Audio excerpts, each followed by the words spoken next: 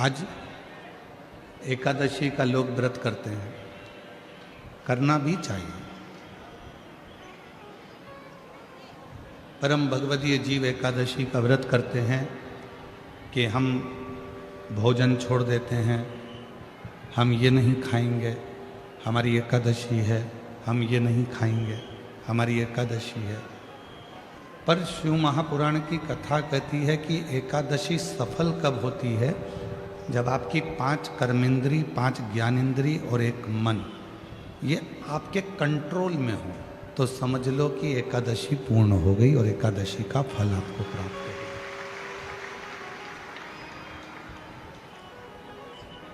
अब हमारी इंद्रियां हमारे कंट्रोल में नहीं है। नेत्र गलत देख रहे हैं, जिह्वा गलत बोल रही है, कान गलत सुन रहे हैं, श्रवण शक्ति गलत जगह जा रही है, नेत्र गलत जगह जा रहे हैं, जिह्वा गलत बोल रही है। जब ये हमारी इंद्रियां हमारे कंट्रोल में नहीं होंगी, जब ये हमारी इंद्रियां हमारे संयम में नहीं होंगी, तो हम कितना भी व्रत कर लें, हम कितना भी उपवास कर लें, हम चाहे कितने भी भूखे रह लें, तो भी उस व्रत का फल नहीं मिलेगा।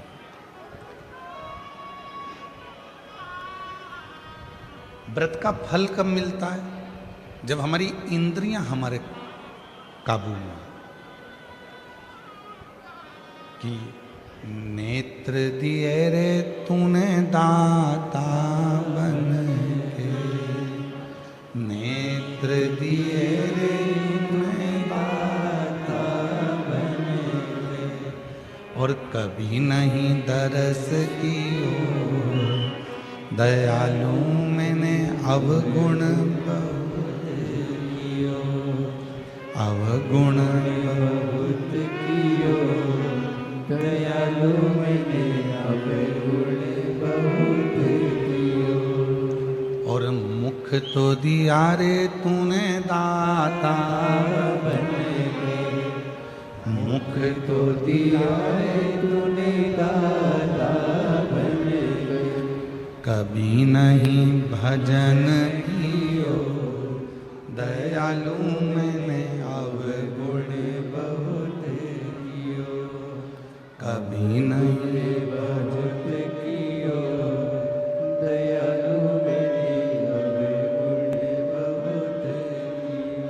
अवगुण बहुत कियो, दयालु मैंने अवगुण बहुत कियो। ये संसार सागर में आने के बाद यदि मैंने अपनी इंद्रियों को संयमित नहीं किया, संसार सागर में आने के बाद हमने अगर अपनी इंद्रियों को काबू में नहीं किया, तो फिर ये मानव का देह बेकार है, फिर ये मानव का देह बेकार। अगर हम अपनी इंद्रियों को काबू ना कर पाए, प्रेशर खोलो, प्रेशर नहीं आ रहा, अंदर भी नहीं आ रहा, बाहर भी नहीं आ रहा, अपनी इंद्रियों को काबू करा, तो समझो कि हमने एकादशी का व्रत किया।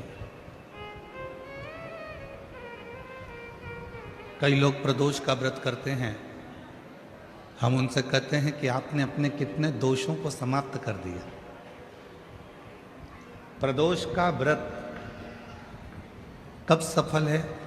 जब आप अपने दोषों को समाप्त करो।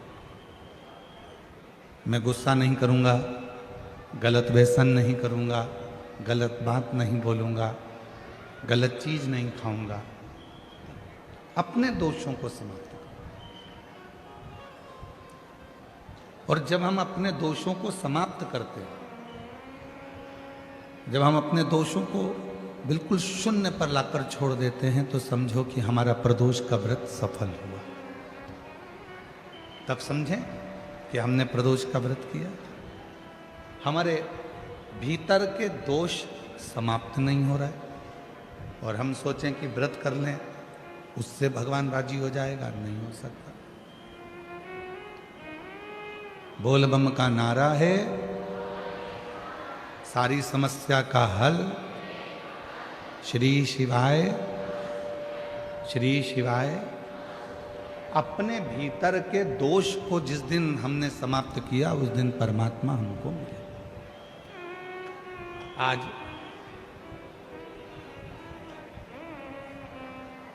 मां कर्माबाई की जयंती है। संपूर्ण देशवासियों को भगवान जगन्नाथ जी की परम भक्त, भगवान कृष्ण की परम भक्त मां कर्माबाई जयंती की बहुत बहुत बधाई हो आप सभी। संपूर्ण साहू समाज को, जो मां कर्मा के वंशज हैं, सभी संपूर्ण साहू समाज को भी हमारी ओर से बहुत बहुत बधाई कि आपका जन्म मां कर्मा के उस वंश में हुआ है जिन्होंने अपने हाथों से भगवान कृष्ण को, जगन्नाथ को अपने हाथों से भोजन कराया है। उन कर्मा मां के सभी को साथ हो।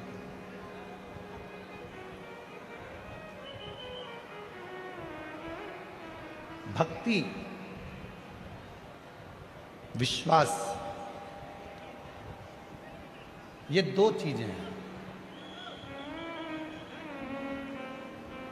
कितनी भी भक्ति कर लो, कितना भी भजन कर लो, कितना भी कीर्तन कर लो, कितना भी मंत्र जाप कर लो, कितना भी स्मरण कर लो, अगर तुम्हारा विश्वास तुम्हारे परमात्मा के प्रति नहीं है तो फिर तुम्हारा कीर्तन करना, तुम्हारा भजन करना, तुम्हारी भक्ति करना बेकार। पर यदि तुमने विश्वास पूर्ण कर लिया, उसके ऊपर संपूर्ण अपना जीवन का भार सौंप दिया, फिर तुम कहीं जाओ ना जाओ, वो परमात्मा तुम्हें स्वीकार कर ले। आज से 25 साल पहले का एक टीवी पर एड चलता था। 25 साल पहले, 20 साल पहले आप लोगों ने भी बहुत टीवी पर नाटक देखे होंगे, चित्रहार देखा होगा, और बहुत सारी वीडियो आती थी, मूवियाँ आती थी, सब देखते थे अलग अलग चैनल पर। ईमानदारी से बोलना, आपने भी ये वाला सुबेरे सुबेरे श्री यंत्र बेचने वाले भी टीवी पर ऐड देते थे। बोलो सही है कि गलत है?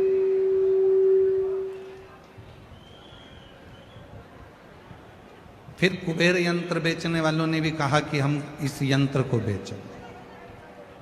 फिर हनुमान जी का यंत्र भी बेचने वाले, हम हनुमान जी का यंत्र बेचें।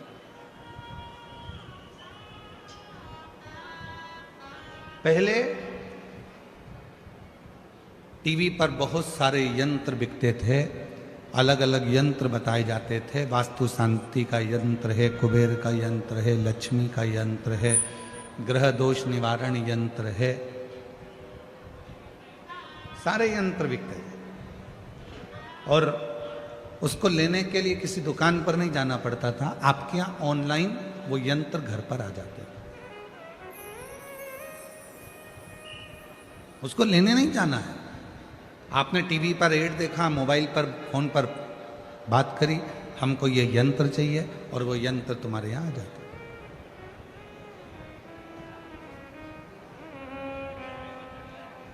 कई लोगों के घर में भी यंत्र होंगे, कई लोगों ने पूर्व में वो उन यंत्रों को बुलवाया भी होगा। पर एक निवेदन है, घर में श्री यंत्र रखो, घर में कुबेर यंत्र रखो, घर में ग्रह दोष निवारण यंत्र रखो, घर में वास्तु दोष निवारण यंत्र रखो, घर में तुम चाहो जितने यंत्र रखो। वो यंत्र कब काम करेंगे? वो यंत्र कब काम करते हैं? जब तुम्हारे यहाँ षड्यंत्र ना हो। जिस घर में षड्यंत्र होता है उस घर में यंत्र भी काम नहीं।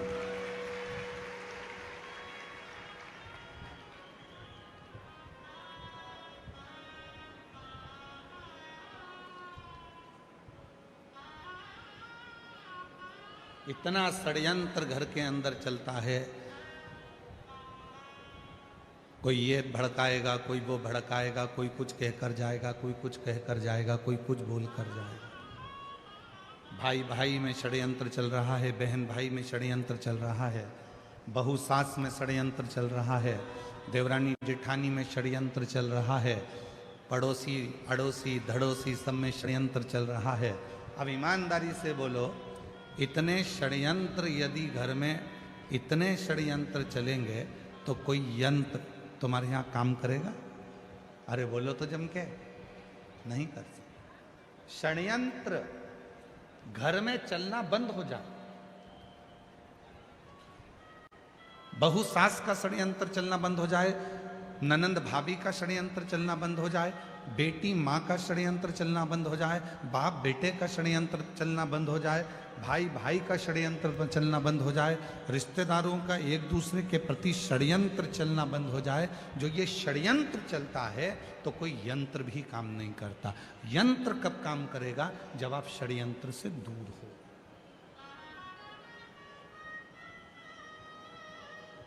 भैया टीवी पर बात करी फोन लगा के, हमारे घर में शांति नहीं है, उसका यंत्र भेज दो। उसने ग्रह शांति का यंत्र भेजा, पर ग्रह शांति का यंत्र काम ही नहीं कर रहा, क्योंकि षड्यंत्र इतना ज्यादा हो रहा है। उधर से फोन आता है वो अपनी माँ को भड़का देते हैं, उधर से फोन आता है वो अपनी सास को भड़का देते हैं, उधर से फोन आता है वो अपनी बहू को भड़का देते हैं, उधर से फोन आता है वो अपनी बेटी को भड़का देते हैं। षड्यंत्र इतना चल रहा है कि ग्रह शांति यंत्र भी काम नहीं करता।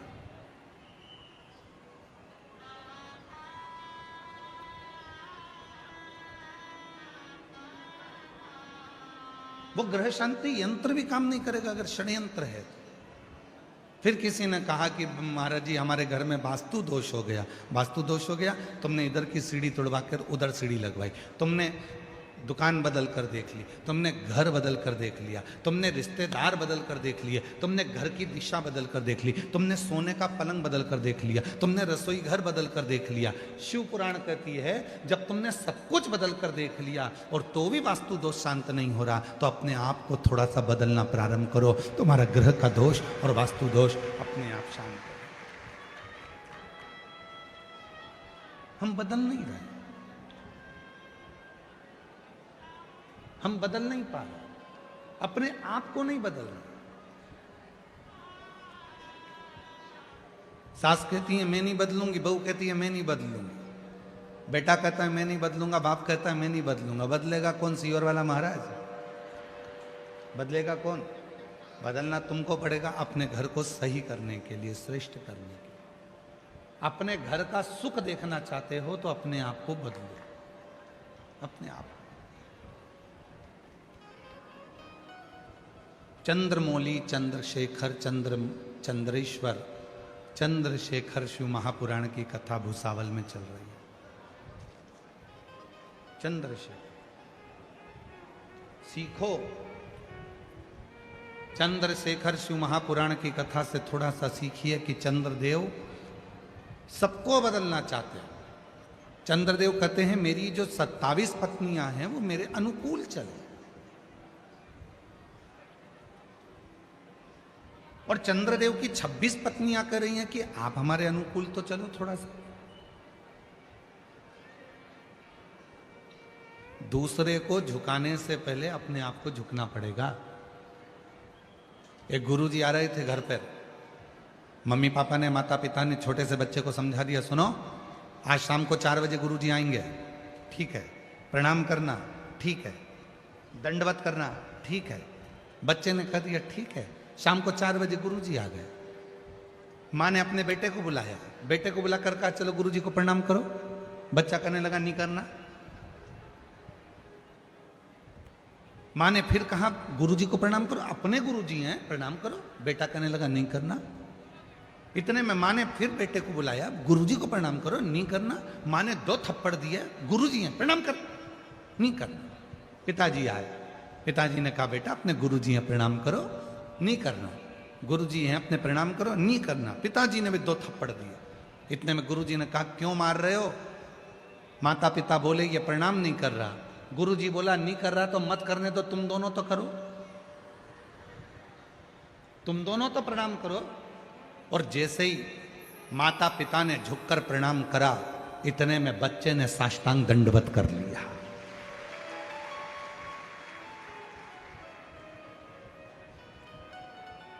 हम सुधरेंगे, युग सुधरेगा। हम बदलेंगे, जम के बोलो, जम के, युग बदलेगा। गायत्री परिवार वाले कहते हैं हम सुधरेंगे, युग सुधरेगा। हम बदलेंगे, युग बदलेगा। कब बदलेगा? जब हम बदलेंगे। कब सुधरेगा? जब हम सुधरेंगे। और हम क्या कर रहे हैं? बहू को सुधारने का प्रयास कर रहे हैं। हम क्या कर रहे हैं? सास को सुधारने का प्रयास कर रहे हैं। हम क्या कर रहे हैं? बेटे को सुधारने का प्रयास कर रहे हैं। हम क्या कर रहे हैं? बाप को सुधारने का प्रयास कर रहे हैं। हम क्या कर रहे हैं? भाई को सुधारने का प्रयास कर रहे हैं। हम क्या कर रहे हैं? बहन को सुधारने का प्रयास कर रहे हैं। सबको सुधारने का प्रयास करा। पहले अपने आप को सुधारा।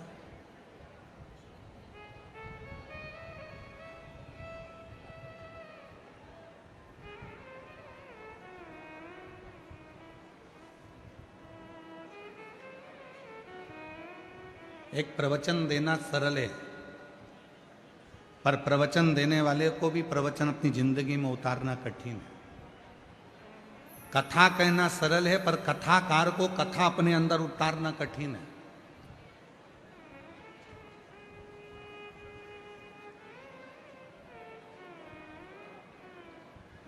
आज के जमाने में ढेर सारे कथाकार मिल जाएंगे, आपको कथा भी कहते हैं, पर वो कथा अपने जीवन में उतारते कितनी, कितना उतारते हैं?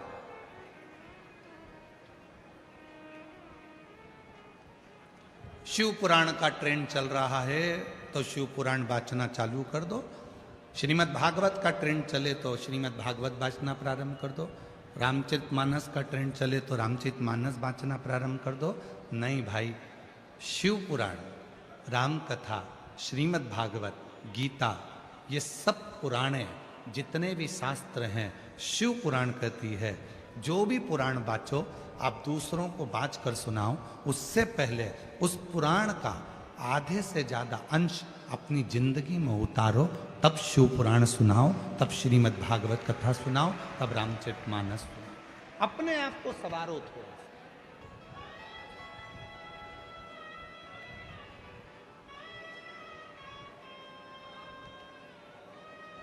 कितना सुंदर प्रसंग है। एक पंडित जी कथा सुनाने गए। कथा में वो बोल रहे थे कि भव सागर से पार उतरना है तो भगवान शिव का नाम लेना पड़ेगा। नमः शिवाय जपो, श्री शिवाय नमस्तुभ्यम बोलो, ओम नमः शिवाय जपो, पार उतर जाओ। 3 महिलाओं ने बात सुन ली और तीनों महिला सिर पे अपनी माखन की मटकी, दूध की मटकी लेकर दूसरे गांव में दूध बेचने जाती थी। बीच में नदी पड़ती थी। तीनों महिला रोज नाव वाले को बुलाती थी, नाव वाले को थोड़ा सा पैसा देती और उस पार उतर कर दूध बेचकर आ जाती। तीनों महिलाओं ने नाव वाले को बुलाया। इतने में एक महिला ने कहा कि अभी गुरुजी के मुख से सुना था, भव सागर से पार उतरना है तो भगवान का नाम लो। जब भगवान का नाम लेकर भव सागर से पार उतर सकते हैं तो फिर ये छोटी सी नदी है, नाव से क्या पार करना। इसलिए नाव वाले से बोल दो नाव वापिस ले जाए। आज गुरुजी के कहने से अपन जब भव सागर से पार उतर सकते हैं नाम लेकर, तो फिर इससे भी पार उतर जाएंगे। तीनों महिलाओं ने अपने अपने मटके सिर पर ले लिए और उन्होंने हाथ जोड़कर नमः शिवाय, नमः शिवाय, नमः शिवाय, नमः शिवाय जपती जपती पानी में चली गई। पानी में चलते चलते चलते चलते नमः शिवाय बोलते बोलते बोलते बोलते नदी पार कर ली। नदी पार उतर गई। तीनों ने कहा गजब के गुरुजी हैं, उन्होंने कहा था कि भगवान का नाम लो भवसागर पार उतर जाओगे। अपना तो 1 रुपया नहीं लगा और अपन नदी भी पार उतर गए। अब रोज वो वैसे ही जाना आना करते। एक दिन उन्होंने गुरुजी से कहा, गुरुजी कल कथा समापन होने वाली है, आप हमारे घर भोजन करने चलना। गुरुजी ने कहा ठीक है चल चलेंगे। महिलाओं ने तीनों ने कथा सुनी, गुरुजी को साथ लिया, तीनों नदी पर पहुंची। और नदी पर जाकर तीनों ने गुरुजी से कहा चलो। गुरुजी बोले नाव तो बुलाओ। महिला बोली नहीं नहीं, आपने कहा था भवसागर पार उतरना है तो भगवान का नाम लेना पड़ेगा। जिस दिन से हमने सुना था उस दिन से हमने भगवान का नाम लिया और नदी पैदल चलकर पार उतरते हैं। गुरुजी ने कहा पागल हो गई हो, मूर्ख हो क्या, डूब जाओगी, ऐसा नहीं हो सकता। महिला कहने लगी हम तो चल रहे हैं, तुम तो कथा भाजते हो, तुमको तो विश्वास होना चाहिए, चलो हमारे साथ। और जो महिलाएं नमः शिवाय बोलती बोलती चली, गुरुजी को भी कहा चलो। गुरुजी को जो साथ में लिया, महिलाएं तो पार उतर गई, गुरुजी डुबक डुबक डुबक डुबक पानी में डूबने लगे। महिलाओं ने उनका हाथ पकड़ा, खींचा और लेकर पार उतर गई। गुरुजी ने महिलाओं के चरण पकड़ लिए कि तुमने मेरी वाणी पर, मेरे पुराण पर, मेरी बात पर भरोसा करा, इसलिए तुम पार उतर जाती हो, और मैं बाँचता हूं तो भी भरोसा नहीं कर पाया, इसलिए डूब जाता, इसलिए डूब। एक कथाकार का सबसे बड़ा नियम होना चाहिए, जितनी कथा वो व्यासपीठ से कहते हैं उतनी कथा को अपने ऊपर भी अमल करें। जब अपने ऊपर अमल करेंगे और फिर दूसरे को कहेंगे तो वो कथा असर करेगी, वो कथा असर। कथा कब असर करेगी? जब वो अपने ऊपर भी धारण करे, अपने ऊपर। कई लोग कहते हैं वो सीहोर वाला बाबा कथा कहता है, इतने सारे पत्र इकट्ठे होते हैं, लोग कथा सुनने आते हैं, पत्र भी लेकर आते हैं, सबकी मनोकामना पूरी हो जाती है। ऐसा क्या है शिव पुराण की कथा में? हम कहते हैं कथा वाचने से पहले अपने ऊपर अमल करो। जितनी बातें शिव महापुराण में कही जाती है इस व्यासपीठ से, उतनी हमारे ऊपर भी पूरी पूरी अमल करते हैं, तब आपको व्यासपीठ पर आकर कहते हैं, तब स्वयं अमल करो।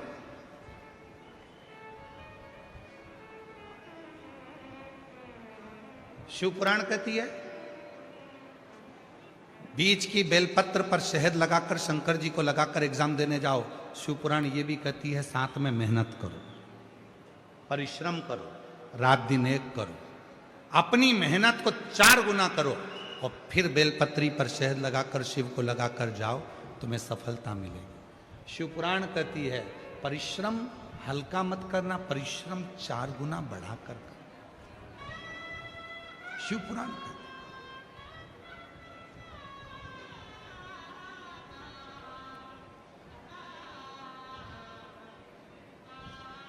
मेहनत करी आप लोगों ने यहां आने में, पार्किंग में गाड़ी रोक दी, सिर पर बैग रख लिया, लेकर चल दिए पैदल पैदल पैदल पैदल। परिश्रम करा आपने, मेहनत करी आपने, तो आप कथा के पंडाल तक पहुंचे हो। मेहनत नहीं करते तो यहाँ तक पहुंच नहीं पाते, घर पर रहते, अरे भैया इतनी भीड़, अरे भैया ट्रैफिक जाम, हमसे तो नहीं बनेगा, तो फिर नहीं जा पाते।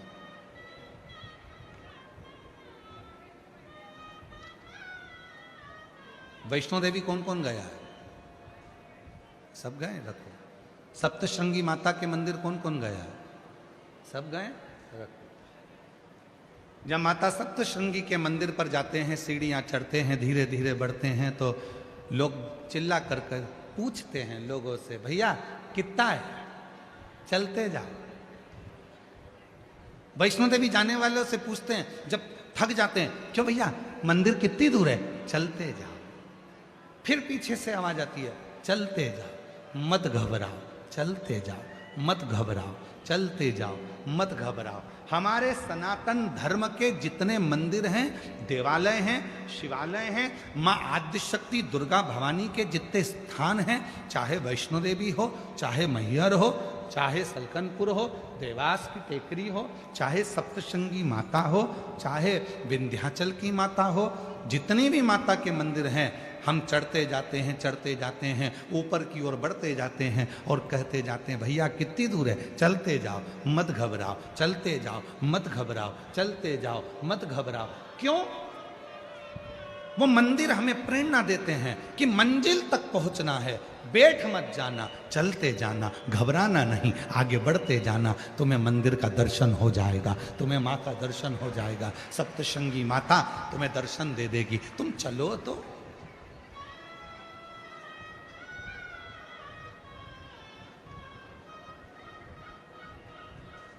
नूतन वर्ष आ रहा है,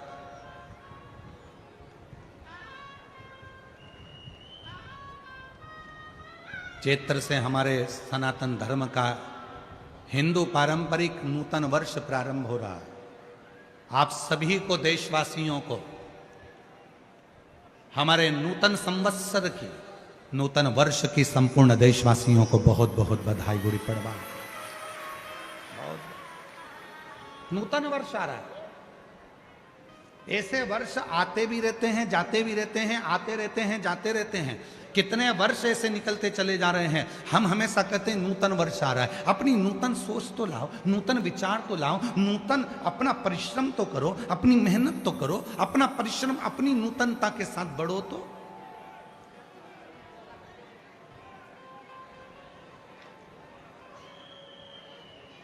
चलते जाओ मत घबराओ, चलते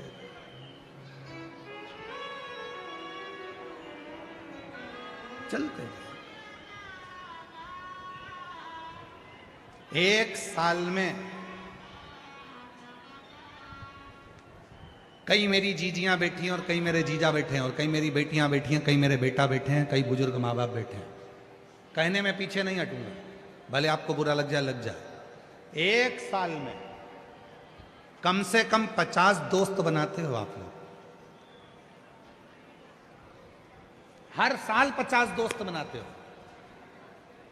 शिव पुराण कहती है 50 दोस्त बनाना सरल है, पर एक दोस्त से 50 साल रिश्ता निभाना कठिन है। हर साल 50 दोस्त बनाते हो, पर शिव पुराण की कथा कहती है कि 50 दोस्त बनाना सरल है, पर एक दोस्त से 50 साल तक रिश्ता निभाना, 50 साल तक दोस्ती निभाना कठिन है, बहुत कठिन।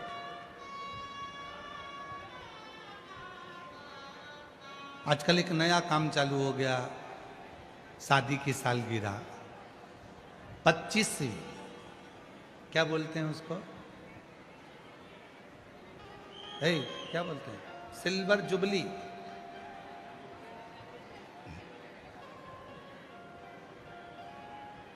और फिर 50वीं गोल्डन जुबली। बरमाला पहना रहे हैं एक दूसरे को, घोड़ी पे चढ़ के आ रहे हैं, रिसेप्शन हो रहा है।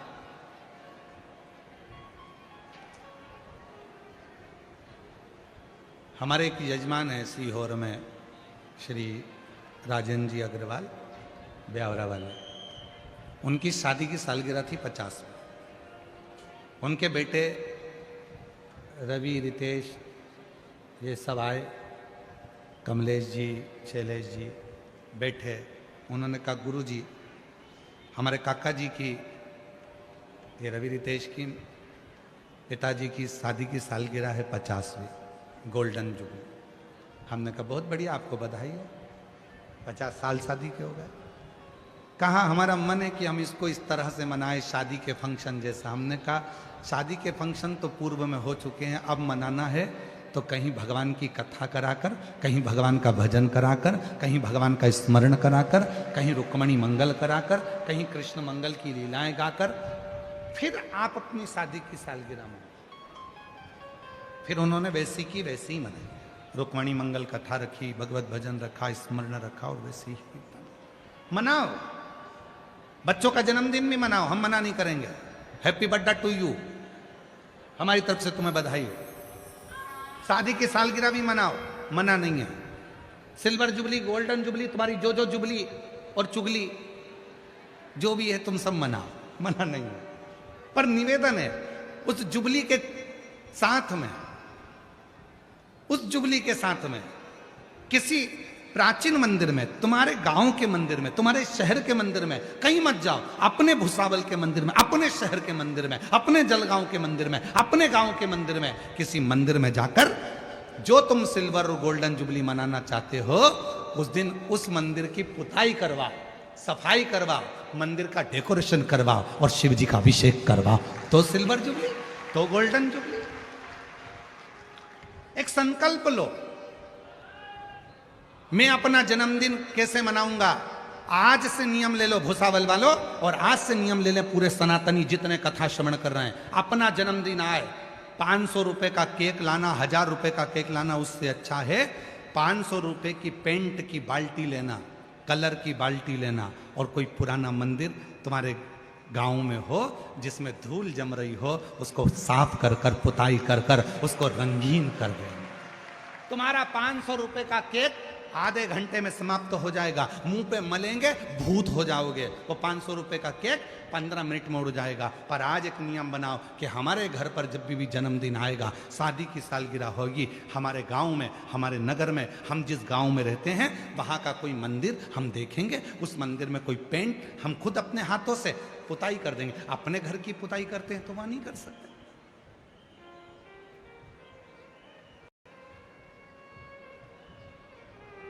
सफाई का भी एक दृष्टांत, एक कथा है बहुत अच्छी, देखो।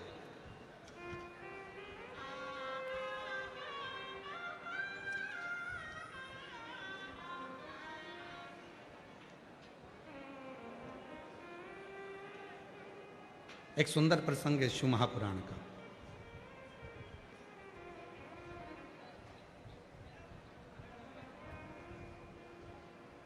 लिंग पुराण में ये वर्णन आता है, बड़े सुंदर प्रसंग को सुनिए। एक गांव में रहने वाला एक व्यक्ति था, लोग उसको प्रेम से शंभू कहते थे। बहुत भोला था, इतना भोला कोई बता दे ये काम कर लो तो वो काम कर लेता, जो बोलो वो कर लेता। बूढ़ी माँ थी, एक बहन थी,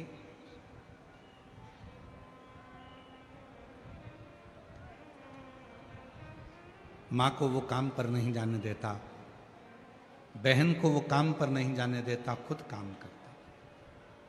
भोला था, पढ़ा लिखा नहीं था, अनपढ़ था, विद्या नहीं थी, इतना विद्वान भी नहीं था,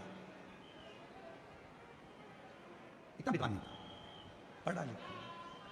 काम क्या मिलता, किसी पेट्रोल पंप पर भी काम करना है तो थोड़ा पढ़ा लिखा होना जरूरी है, पैसा मिलेगा तो उसको संभाल के रखना पड़ेगा। किसी ऑफिस में काम करना है तो पढ़ा लिखा होना जरूरी है, किसी स्थान पर काम करना है तो पढ़ा लिखा होना जरूरी है। पर उसको तो कुछ पढ़ा ही नहीं था, परिस्थिति ठीक नहीं थी तो विद्या नहीं थी। भोला कहते थे लोग, बिल्कुल सीधा। इस कथा में भी कई माताएं ऐसी बैठी हैं, एकदम भोली हैं, एकदम भोली। कई बेटे इस कथा में ऐसे बैठे हैं, बिल्कुल भोले। कई बहुएं इतनी भोली होती हैं, कुछ नहीं, कौन षड्यंत्र रच रचने तो उसको कोई मतलब नहीं। कई मेरे बेटे ऐसे बैठे हैं जिनको कोई मतलब नहीं, भोलापन है, कुछ नहीं। और जो भोला होता है ना, उसको बहुत काम बताया जाता है। घर में बूढ़ी माँ थी, बहन थी, किसी को काम पर नहीं भेजता था क्योंकि गलत संगत में ना हो जाए, गलत कार्य ना हो जाए, तो खुद काम करता था। एक सेठ जी के पास गया, सेठ जी से हाथ जोड़कर कहा, बाबा जी। भोला ने हाथ जोड़कर कहा, मुझे काम दे दीजिए। लिंग पुराण का ये सुंदर दृष्टांत है, लिंग पुराण का ये बहुत सुंदर चरित्र है, बहुत सुंदर चरित्र। बाबा जी, हमको थोड़ा सा काम दे दीजिए। काम? हाँ ठीक है। पढ़े लिखे हो? नहीं। कुछ आता है? नहीं। भोजन बना लेते हो? नहीं। कुछ नहीं। नहीं बना पाते? नहीं। कुछ नहीं। तो फिर एक काम करो, तुम हमारे घर में सफाई करना, तुम्हारे घर में पोछा झाड़ू करना, सफाई। ठीक है, झाड़ू पोछा कर लेंगे, सफाई कर लेंगे। और मैंने तेरे ही भरोसे बाबा, तेरे ही भरोसे हवा बिच उड़ती जावांगी बाबा, डोर हर तो छड़ी नामे कटी जावांगी भोले, मैं तेरी बदन शंभू, मैं तेरी बदन हवा बिच उड़ती जावांगी बाबा, डोर हतो छठी नामी कटी जावांगी। बहुत भोला। एक काम करो, तुम हमारे घर की सफाई करो, झाड़ू लगाओ, पोछा लगाओ, हम तुम्हें भोजन देंगे, लेकर तनख्वाह देंगे, लेकर। ठीक, झाड़ू पोछा करना। हर हर झाड़ू कर रहा है, पोछा कर रहा है। एक दिन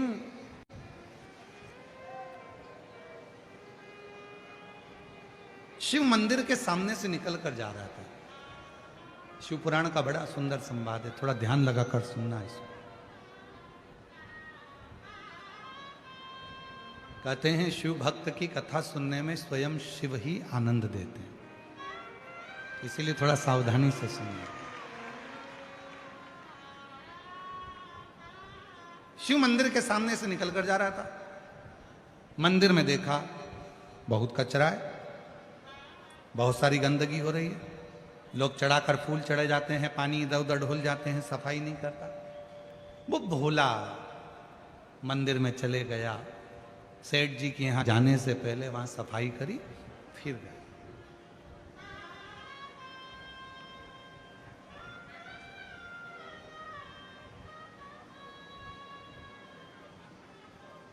और सफाई का फल बहुत मिलता है।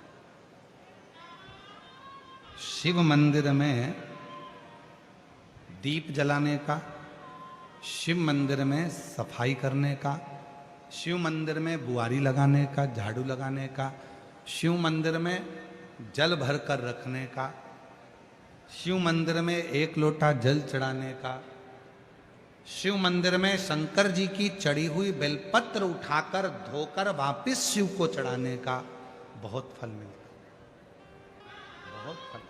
एक पत्र है, अच्छा है, देखो।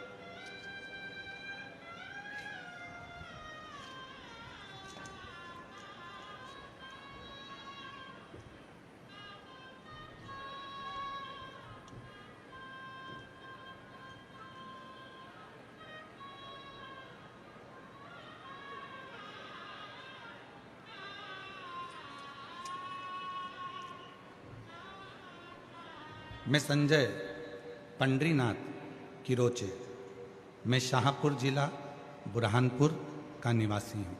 मेरा मोबाइल नंबर ये है, कहीं बैठे हों तो आ सकते हैं।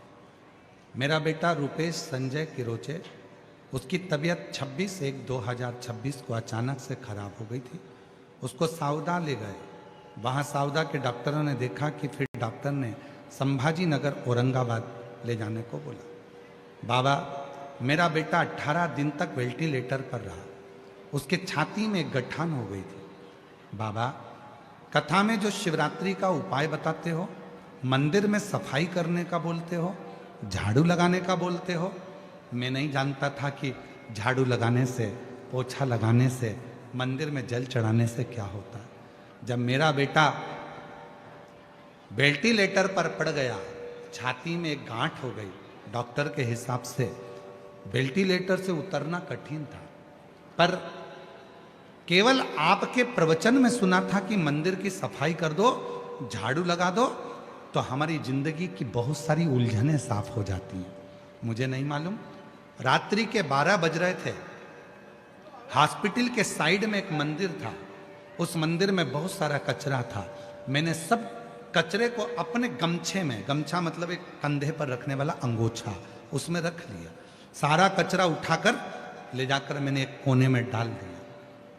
जितने दिन तक बेटा वेंटिलेटर पर था उतने दिन 3 दिन तक लगातार मैं यही करता रहा। चौथे दिन डॉक्टर ने कहा तुम्हारे बेटे के जो हार्ट में गठान थी फेफड़ों में वो गल चुकी है और अब तुम्हारा बेटा पूरा ठीक हो चुका। डॉक्टर अपना काम कर रहे थे, तुम अपना काम कर रहे थे। एक पत्र और देखो, बड़ा सुंदर है।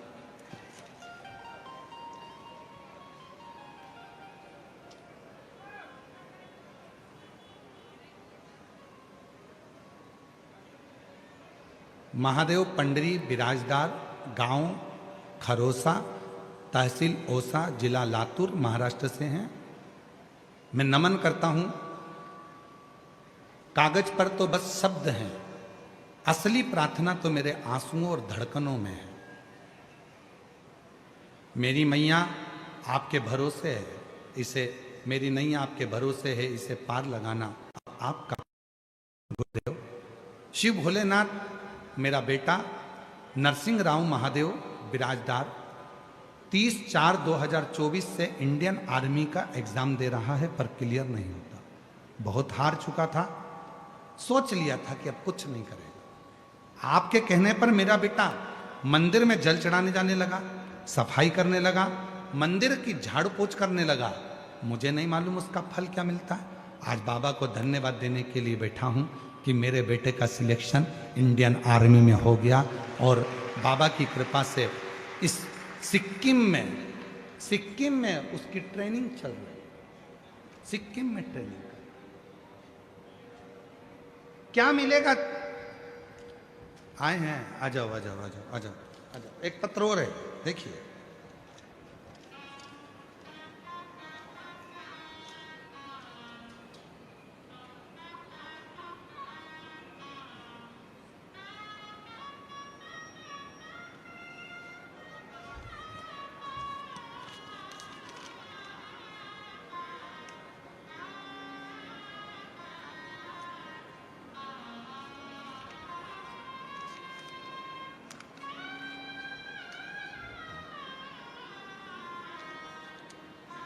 मैं राधा रमेश सानप, मेरा मोबाइल नंबर ये है। मैं जलगांव की निवासी हूँ।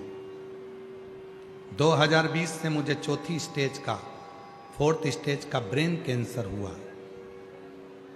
स्टेज देखिएगा कौन सा है ब्रेन कैंसर का, 4था। आप ही हैं, आ जाओ, आ जाइए, आ जाओ। 4th स्टेज का कैंसर 2020 में हुआ।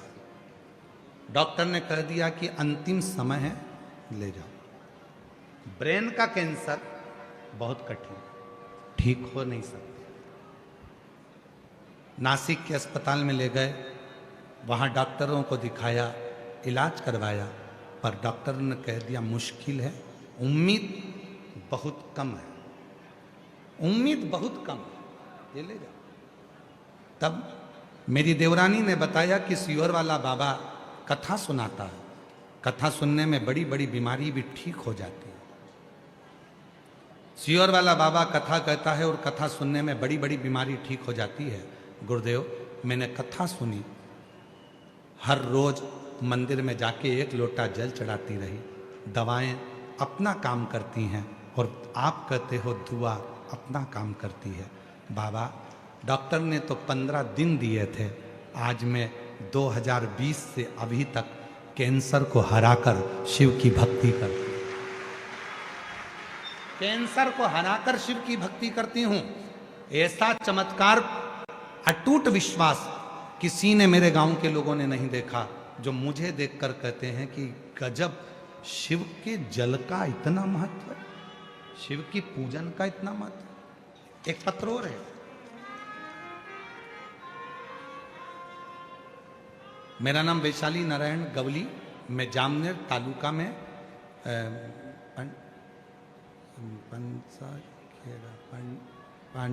पंठासखेड़ा गांव से हूँ। मेरी माँ को कैंसर की बीमारी थी। डॉक्टर ने बताया कि 2री स्टेज का कैंसर है। हमने ऑपरेशन भी करा लिया, फिर भी आराम नहीं लगा। समय आया, डॉक्टर ने कह दिया कि जीभ निकालना पड़ेगा, जीभ काटना पड़ेगा, कैंसर बढ़ चुका है। तब किसी ने कहा कि वो सियोर वाला बाबा कथा कहता है और उसके यहाँ का रुद्राक्ष पानी में गलाया जाए को पानी पिलाया जाए तो बच सकती है। हम लोग तुरंत सीहोर गए, वहां से रुद्राक्ष लिया, तांबे के लोटे में गलाते, शिव जी को जल चढ़ाते और अपनी माँ को देते। माँ उसको थोड़ी देर मुंह में रखती। बाबा की ऐसी कृपा हो गई गुरुदेव, डॉक्टर ने कह दिया अब जीवान काटने की जरूरत नहीं है, भोजन भी करने लगी और आज बाबा की कृपा से मेरी माँ पूर्ण तरह से स्वस्थ हो गई। मैं बाबा को यहाँ कहीं बैठी हूँ तो आ सकते हैं, प्रणाम करने के लिए मैं बाबा के यहाँ प्रणाम। विश्वास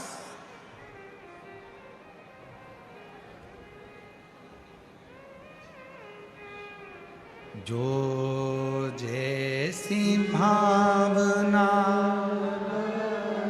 बोलो बोलो, आप भी बोलो, सब बोलो, जितने बैठे हो, बाहर बैठे, अंदर बैठे, जहां बैठे, छाता लगा कर बैठे, दुकानों में बैठे, चाहे गाड़ियों में बैठे, सब बोलो, जो जैसी भावना वो वैसा ही नहीं, खालियों से लौटाया वो मन ही मन हर्ष और कर दिया माला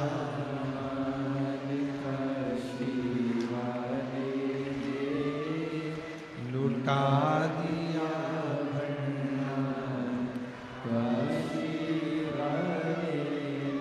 आप जिस भावना से आए, ये कथा तो कल सवेरे 8 बजे से 11 बजे तक भुसावल की भूमि पर कल कथा विराम हो जाएगी, टीवी पर वही 2 बजे से 5 बजे तक आएगी। पर जितने जयपुर वाले हैं, राजस्थान वाले हैं, राजस्थान में कथा का समय, कथा शिव पुराण थोड़ी कम सुनने में पहुंचती है, पर जितने जयपुर के आसपास वाले हैं, निवेदन है 20 मार्च से 26 मार्च तक 1 बजे से 4 बजे तक उस बाबा से पंडाल में बैठकर उससे झोली पसार कर प्रणाम कर कर विनय करो। ये मौका लगा, सुनो, बोलो।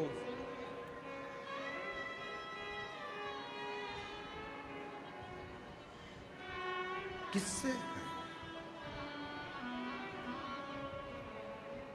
ऐसे दयालु नाथ से रिश्ता बनाए,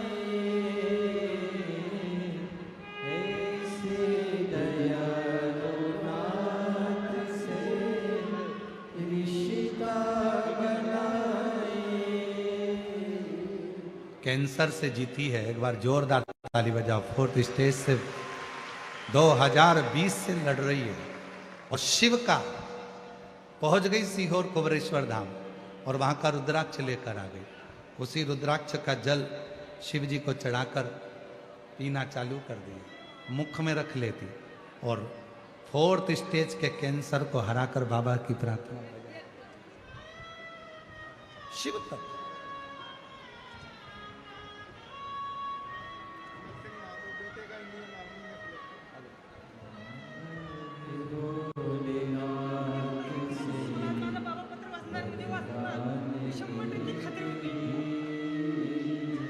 बेटे का इंडियन आर्मी में हुआ है, एक बार जोरदार ताली बजाकर। एक ये बेटे को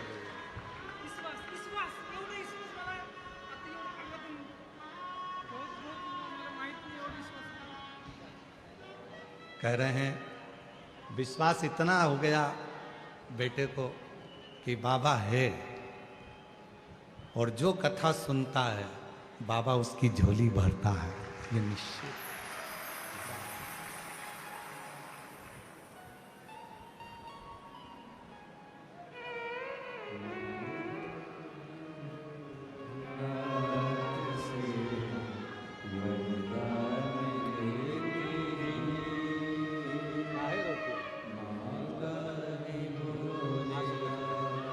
आंसू पोछो, रोते नहीं, अच्छा खुश खुश जाओ, आंसू पोछो, अच्छा आंसू पोछो पहले, फिर बेलपत्र दूंगा, दोनों आंसू पोछो। अब तो ठीक हो गए, किसको हुआ था?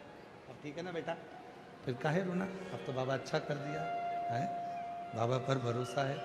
कैंसर को हराई है और लगातार शिव के मंदिर जाकर नासिक में कह दिया था कि अब इसको घर ले जाओ, ठीक नहीं हो सकता। पर शिव की कृपा से आज बाबा को प्रणाम करने आई है। जोरदार ताली बजाओ।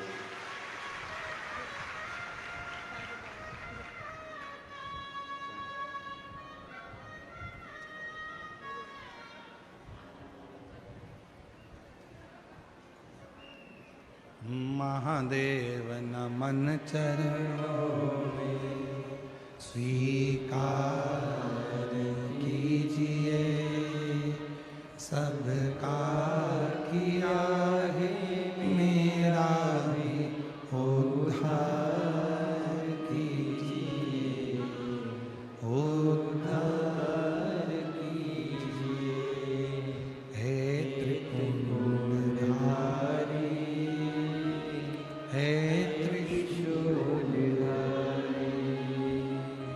हे त्रिशूलधारी, हे त्रिशूलधारी। चरणों में तेरे बाबा जी पावन है चारों धाम। चरणों में तेरे बाबा जी पावन है चारों धाम। तेरी देव करते वंदना पूजे सीताराम। तेरी देव करते वंदना पूजे सीताराम। हो जाए पूरी कामना, हो जाए पूरी कामना। उपकार कीजिए, सबका किया है मेरा भी उद्धार कीजिए, उद्धार कीजिए। हे त्रिपुरधारी, हे त्रिशूलधारी। शिव से प्रार्थना करें। भोला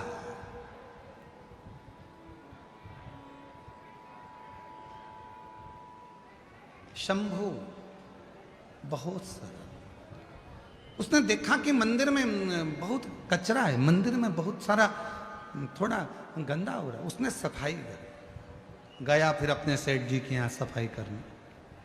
रोज मंदिर जाता, मंदिर में सफाई करता, फिर सेठ जी के यहाँ, मंदिर में जाता, फिर सेठ जी के यहाँ। अब तो एक समय ऐसा आ गया कि मंदिर में समय ज़्यादा लगने लगा और सेठ जी के यहाँ समय कम दिखने लगा। क्रोध आ गया सेठ जी को, गुस्से में लाल हो गया सेठ। लिंग पुराण की कथा कर रही है, शिव महापुराण की कथा कर रही है। सेठ जी ने हाथ पकड़ा उसको, घर से बाहर निकाल दिया। भूखा मरता है, मेरे घर से तेरा घर चलता है, तनख्वाह देता हूं तेरे को, रोटी देता हूं तेरे को,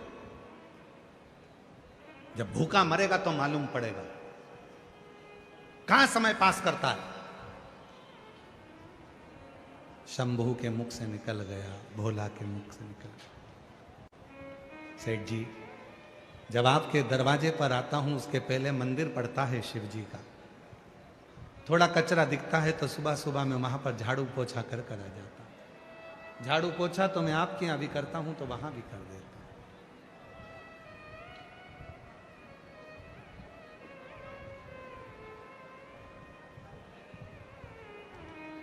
सेठ जी ने कहा तनख्वाह देता है मंदिर में कोई? मंदिर में कोई तुझे रोटी देता है? नहीं सेठ जी, तनख्वाह तो आपके यहां से मिलती है, वहां तो बस फ्री में पोछा लगाकर झाड़ू लगाकर आ जाता हूं। जब वहां कोई मंदिर में तनख्वाह नहीं देता, तुझे कुछ नहीं देता, तो झाड़ू पोछा क्यों करता है? कल से मंदिर गया तो यहां मत आना, काम पूरा कर। उसने हाथ जोड़कर कहा सेठ जी ठीक है, दूसरा दिन फिर हुआ, उसका मन नहीं माना, मंदिर में थोड़ा और जल्दी उठकर चले गए। अब सेठ जी का भी काम करता है, वहां का भी काम करता है। एक दिन सेठ जी ने देख लिया मंदिर जाना नहीं छोड़ा, चले जाता है, मक्कारी करता है मेरे यहाँ को। और सेठ जी ने धक्के मारकर निकाल दिया। शंभू भोला आज घर पर गया, भूखी थी माँ बहन, आज कुछ लाए नहीं शंभू? नहीं। भोला कुछ लाया नहीं? नहीं। क्यों?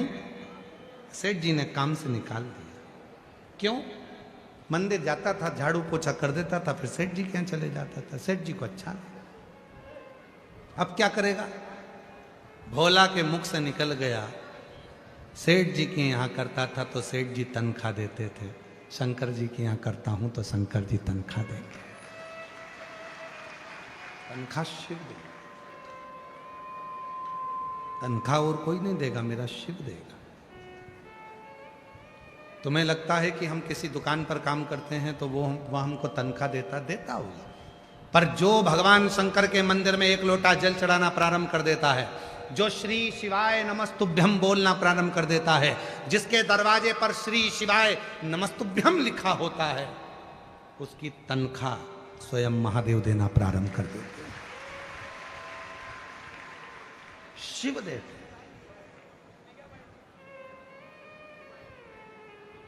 लग गया शंभू। जब से तेरा गुलाम हो गया, तब से मेरा भी नाम हो गया। जब से तेरा गुलाम हो गया, तब से मेरा भी नाम हो गया। वरना औकात क्या थी मेरी, सबसे बढ़िया है सबसे बड़ी भोले बाबा तेरी नौकरी, सबसे बढ़िया है सबसे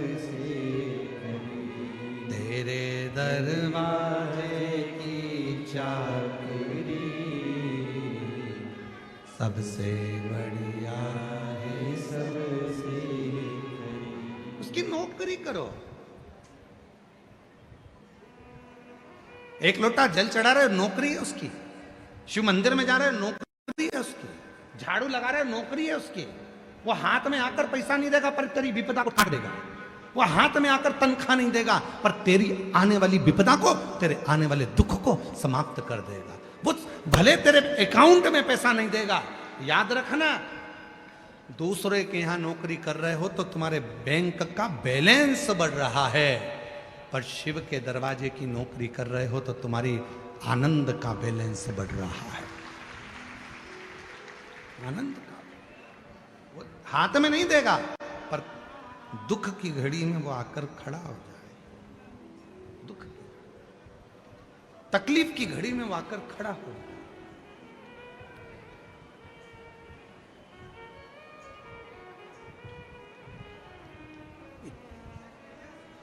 और वो तकलीफ की घड़ी में जब वो आता है, दुख की घड़ी में जब वो आता है, ये इतने जो पत्र हैं, आप पत्रों का ढेर देखोगे तो इतना, हर कथा में पत्रों का ढेर लगता। आप देखो पत्रों का ढेर, देखिए। ये तो आज के पत्र हैं इसलिए हम इसको इधर रख ले। पत्र दो जरा। और बहुत सारे पत्र तो हम पढ़ ही नहीं पाते। पत्र लाइए।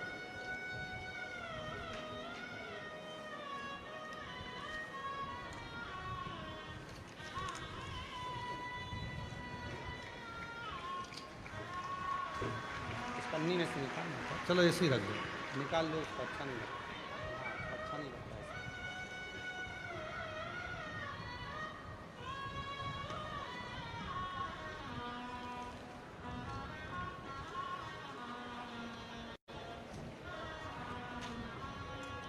तो एक जन ही खड़े पकड़, एक जन यहीं खड़े पकड़।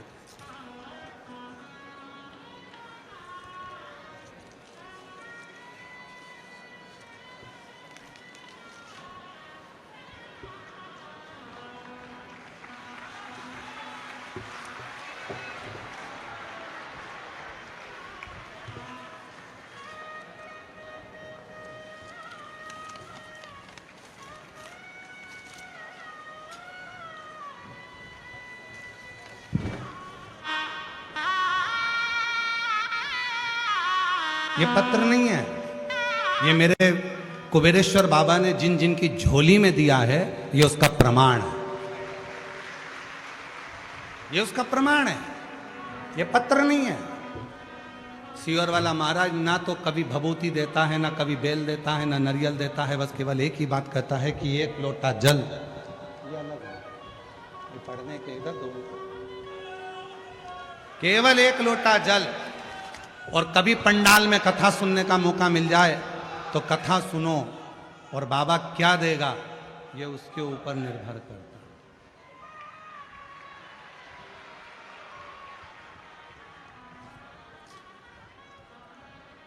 ये पत्र है, और ये पत्र नहीं, ये विश्वास है शिव का, शिव भक्तों का।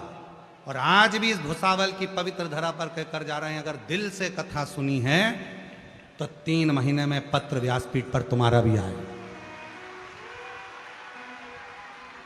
ये पत्र है।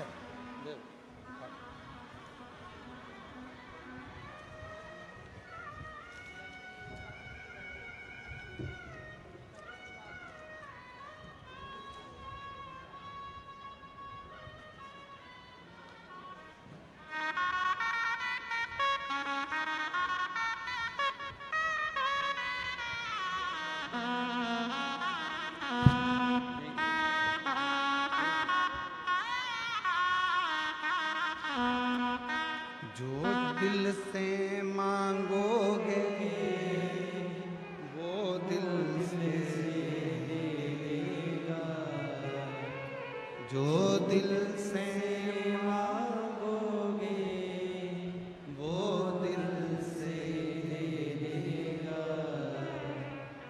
मेरा भोला भंडारी है, खाली झोली भर देगा। मेरा भोला भंडारी खाली झोली भर देगा। जो मांगोगे वो दे। मस्तक पे चंदा है उजियारा कर देगा। मस्तक पे चंदा है उजियारा कर देगा। मेरा भोला भंडारी खाली झोली भर देगा। मेरा भोला भंडारी खाली झोली भर देगा। आप दिल से उससे कहकर जाना, दिल से उसको बोल कर जाना। जो कामना लेकर आए हो, धूप में बैठे हो, उससे एक आस लगाकर बैठे हो, सुनेगा, धारण करेगा, देगा।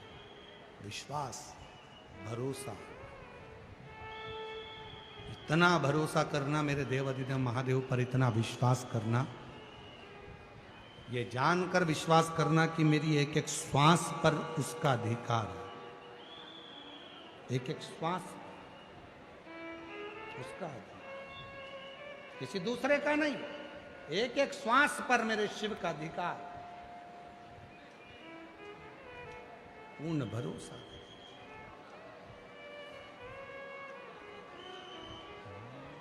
ये कथा जो 16 मार्च तक भुसावल में चल रही है, कल सुबह 8 बजे से 11 बजे तक, कल सुबह 8 से 11 बजे तक कथा हो जाएगी। टीवी पर दोपहर में 2 बजे से 5 बजे तक कथा का रसपान श्रवण करेंगे। फिर 20 मार्च से प्रेशर बढ़ाओ, अंदर का प्रेशर नहीं आ रहा है। 20 मार्च से 26 मार्च तक जयपुर राजस्थान में शिव महापुराण की कथा 1 बजे से 4 बजे तक रहेगी। फिर 30 मार्च से 5 अप्रैल तक, 30 मार्च से 5 अप्रैल तक आरणी यवतमाल में शिव महापुराण की कथा रहेगी। फिर 8 अप्रैल से 14 अप्रैल तक, प्रेशर नहीं आ रहा है, 8 अप्रैल से 14 अप्रैल तक भीलवाड़ा राजस्थान में शिव महापुराण की कथा रहेगी। फिर 17 अप्रैल से 23 अप्रैल तक दिल्ली में शिव महापुराण की कथा रहेगी। जो जहाँ बैठे हैं वहीं बैठकर बाबा को अपने मन का भाव कहेंगे, प्रार्थना करेंगे, निवेदन करेंगे। बाबा को शंभु शंभु शंभु शंभु शंभु, बाबा को अपने मन का भाव कहें,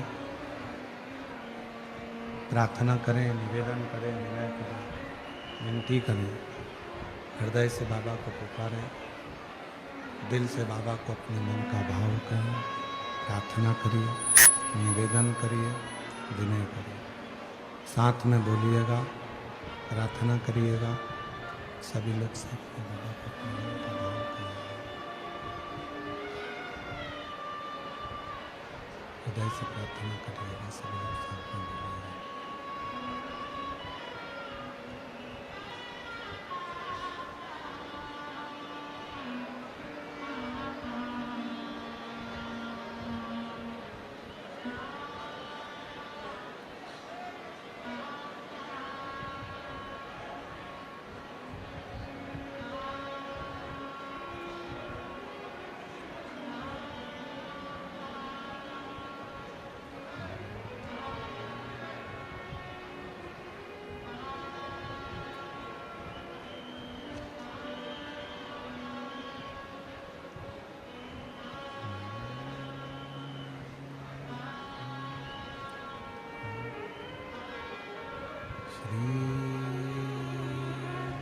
शिवाय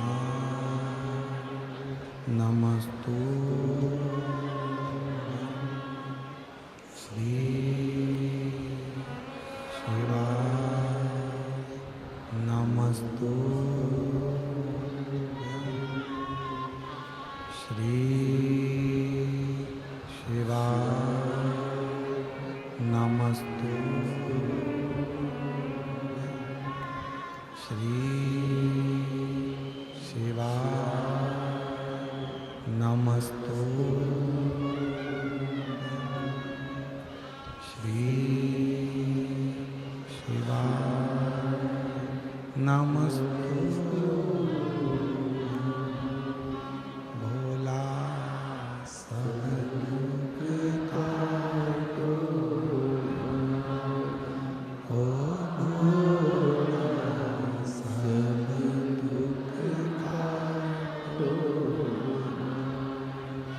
शिव शंकर जपो तेरी माला, भोले बाबा जपो तेरी माला, भोला सब दुख काटो, ओ भोला सब दुख काटो। वेश है मंगल मंगलकारी, वेश है मंगलकारी, शमशान वासी हमारा, शमशान वासी हमारा, ओ भोला सब दुख काटो, ओ भोला सब दुख काटो।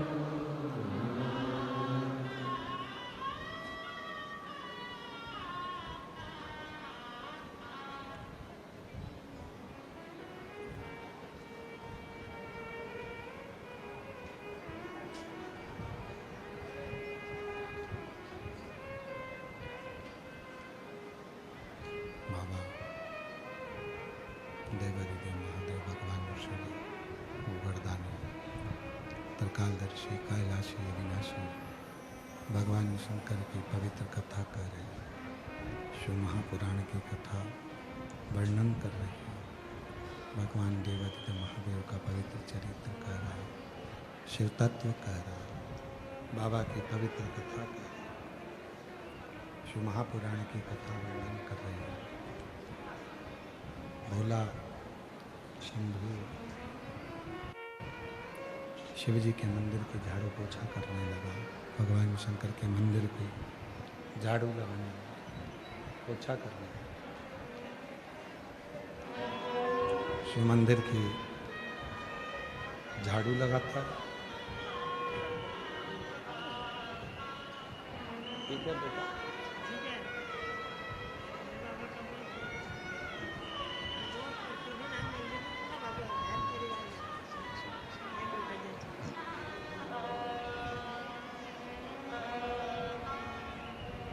भोला इतना भोला है, शिव मंदिर में जाता है। भगवान शंकर के मंदिर में नित्य झाड़ू, नित्य पोछा, नित्य सेवा रोज करता है, प्रति। ऐसा कोई पल, ऐसी कोई घड़ी, ऐसा कोई क्षण अब तो भोला ने, शंभू ने शिव के मंदिर में ही डेरा ला दिया।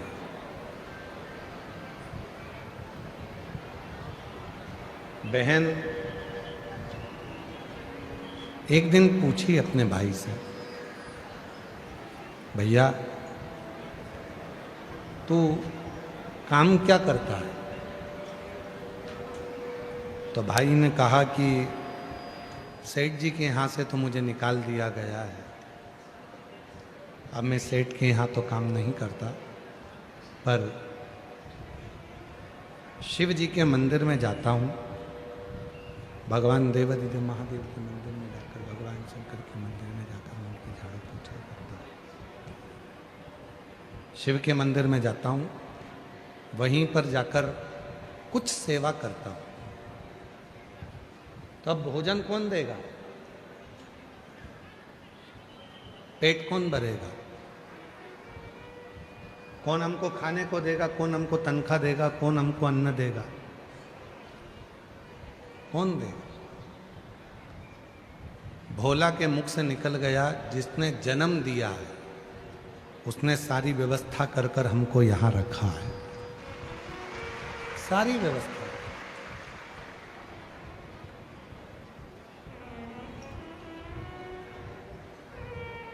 उसी से कहें, किसी दूसरे को तो कह नहीं सकते।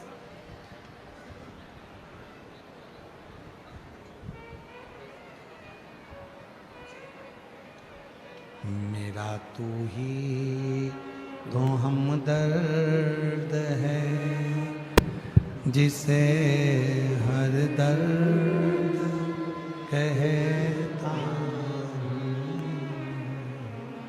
मेरा तू ही तो हमदर्द है, जिसे हर दर्द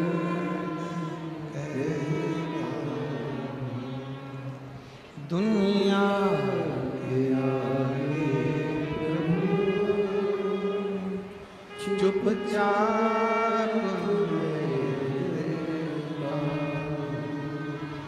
दुनिया के आगे प्रभु चुपचाप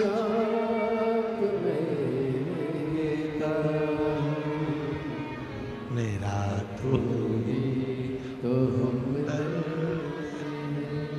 जिसे हर दर्द कहता शंभू। तो हमने जिसे हर दर्द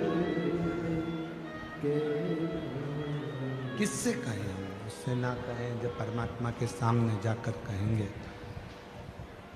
दुनिया के लोगों को लगता है कि शिव जी को एक लोटा जल चढ़ाना, मंदिर जाना, ये थोड़ा सा दुनिया के लोगों को लगता है कि कठिन है, पर शिव महापुराण की कथा कहती है, भगवान शंकर का चरित्र कहता है, जो शिव जी के मंदिर में जाकर एक लोटा जल समर्पित करता है, वो अपने दिल की बात अपने देव अधिदेव महादेव से हृदय से करता है। केवल जल जल नहीं है, एक लोटा जल सारी समस्या का हल। केवल जल नहीं है, ये तुम्हारा कल बदलेगा। केवल जल नहीं है, तुम्हारा आने वाला कल, शिव को चढ़ाया गया जल एक दिन आने वाला कल बदलेगा जी। और उस दिन तुमको समझ में आएगा कि हमने भगवान को एक लोटा जल चढ़ाया तो उसका फल कितना फल है उसका लाभ कितना मिलता है, ये उस दिन समझ में आएगा।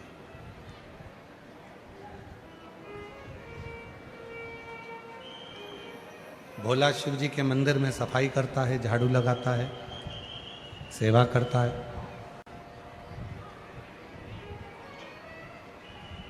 ये शिव के मंदिर में लगा है। और जो बात हमने पहले कथा में कही आज फिर कह रहे हैं, तुम भोलेनाथ जी का एक लोटा जल संभाल लो, वो तुम्हारा घर संभाल लेगा।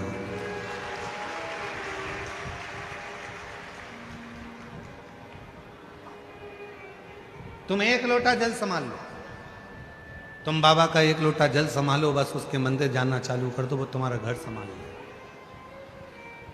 मेहनत में पीछे मत हटो, संघर्ष में पीछे मत हटो। ताने देने वाले ताना देते रहेंगे, अपशब्द करने वाले अपशब्द कहते रहेंगे, गाली देने वाले गाली देते रहेंगे, आड़ा टेढ़ा बोलने वाला आड़ा टेढ़ा बोलता रहेगा, और तुम अपना कर्म करते हो। पीछे मत हटो। मेरे शिव ने, भोला ने मंदिर संभाला, शिव जी ने उसका घर संभाला। 4 दिन के भूखे थे माँ और बहन। जब 4 दिन की भूखी माँ और बहन सोच रही है, विचार रही है कि भाई तो शिव जी के मंदिर में लग गया, हमारा भोजन कौन है। और प्रभु आपकी कृपा से सब काम हो रहा है, भोले आपकी कृपा से सब काम हो रहा है। करते हो भोले बाबा मेरा नाम हो रहा है, करते मेरा नाम हो रहा है, भोले आपकी कृपा से सब काम हो रहा है। आपको लगता है आप कर रहे हो, तुम एक लोटा जल चढ़ाना प्रारंभ करो, श्री शिवाय नमस्तुभ्यम बोलना प्रारंभ करो, शिव के मंदिर जाना चालू करो, शिव पुराण की कथा श्रवण करना प्रारंभ करो। बाकी की व्यवस्था वो करेगा। मेहनत करो, परिश्रम करो, फिर उसके हाथ में छोड़ो।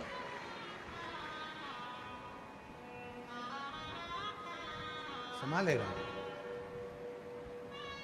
एक पत्र है, अच्छा है।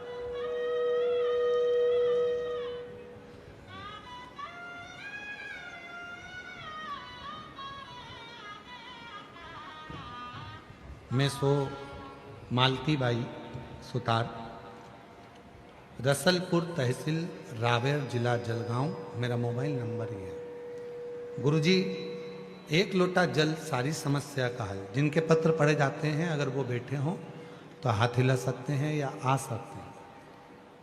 मैं सो मालती बाई सुतार, रसलपुर तहसील सावेर जिला जलगांव, मेरा मोबाइल नंबर ही है। आप कहते हैं एक लोटा जल सारी समस्या का हल। मेरी बेटी कुंवारी दीपाली सुतार 2021 से सरकारी नौकरी की तैयारी कर रही थी, लेकिन कुछ भी अंकों से उसका रिजल्ट रुक जाता था।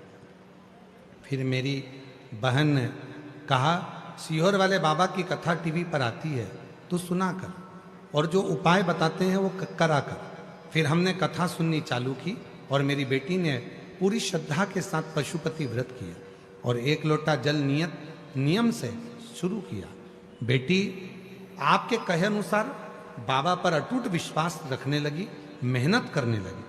आप कहते हो कि अपनी मेहनत को 4 गुना करो, मेरी बेटी ने कह दिया अब सीओर वाला बाबा बोला है तो इतना पढ़ूंगी और इतनी मेहनत करूंगी कि रिजल्ट अच्छा आएगा। और मेरी आर्थिक स्थिति भी ऐसी नहीं थी कि मैं उसे आगे पढ़ा सकूं और हमारी कई पीढ़ियों में किसी को भी गवर्नमेंट जॉब नहीं थी। पर भोले बाबा की ऐसी कृपा हो गई कि 26/7/2024 को पटवारी के पद पर मेरी बेटी का सिलेक्शन हो गया। आज मैं बाबा को यहाँ धन्यवाद देने के लिए आई हूँ। मेरी बेटी पटवारी बन गई। अगला पत्र है, मेरा नाम जनाबाई जयराम कुम्हार, मैं उत्तरायण तहसील एरोंडोल जिला जलगांव की रहने वाली हूँ। मेरा मोबाइल नंबर ये है। बाबा, मेरा बेटा सरकारी नौकरी के लिए बहुत प्रयास करता था। मुझे मालूम पड़ा कि सीहोर वाला बाबा महाराज कथा करता है और वो कथा सुनने से मन की इच्छा पूरी होती है। जो कथा के पंडाल में पहुंचता है, जो मांगता है वो मिलता है। फिर मैंने टीवी के माध्यम से कथा सुनना प्रारंभ किया। मेरी बहुत इच्छा थी कि मैं पंडाल में बैठकर कथा सुनूं और मेरे बेटे के लिए कुछ मांगूं। तो मैं जलगांव चली गई। जलगांव में बड़नगरी फाटा पर कथा हो रही थी। मैं वहाँ बैठी और बाबा से प्रार्थना करी और बाबा की कृपा ऐसी हुई कि मेरे बेटे ने SSC GD की परीक्षा पास कर ली और मेरे बेटे का BSF सीमा सुरक्षा बल में नियुक्त हो गया। उसका मैं फोटो भी लगा रही हूँ। कहीं बैठी हो तो आ सकती हैं। अगला पत्र है, मेरा नाम किरण चंद्रशेखर धूले, मेरे पति का नाम चंद्रशेखर धूले, मैं अमरावती महाराष्ट्र से हूँ। गुरुदेव, 2004 में मेरे पति के नौकरी के लिए 16 सोमवार का व्रत किया, पशुपति व्रत किया और शिवजी की कथा टीवी पर सुनना प्रारंभ करी। बाबा ने ऐसी कृपा कर दी, मेरे पति की सरकारी नौकरी ST में महामंडल में लग गई। फिर मैंने अपनी बेटे ने इंजीनियरिंग कर रखा था, उसके लिए भी मैंने नौकरी के लिए करा। बेटे की प्राइवेट नौकरी लगी पर उसका मन नहीं लगा। जब मन नहीं लगा तो उसने फिर नौकरी को छोड़ा और सरकारी नौकरी को तैयारी करी। आप कहते हो मेहनत 4 गुना कर, मेरे बेटे ने आपका कहना मानकर मेहनत को 4 गुना करा और बाबा की कृपा से उसका गवर्नमेंट बैंक में सरकारी नौकरी लग गया। फिर मेरी बेटी के लिए मैंने बेटी एग्जाम दे रही थी, क्लियर नहीं हो रहा था और बेटी ने भी फिर पढ़ाई दम से करी और बाबा की कृपा से उसका भी सिलेक्शन गवर्नमेंट बैंक में हो गया। हमारे यहाँ पति की भी नौकरी सरकारी लग गई, बेटे की नौकरी भी सरकारी लग गई और बेटी की नौकरी भी सरकारी लग गई। ऐसी बाबा की कृपा। एक पत्र और है, गुरुदेव, आशाबाई सुभाष सुंधाणे, ग्राम धानोरा, तहसील चोपड़ा, जिला जलगांव की रहने वाली हूँ। मेरी पोती कुमारी गायत्री भागीरथ सब को नीट की परीक्षा देती थी, क्लियर नहीं होता था।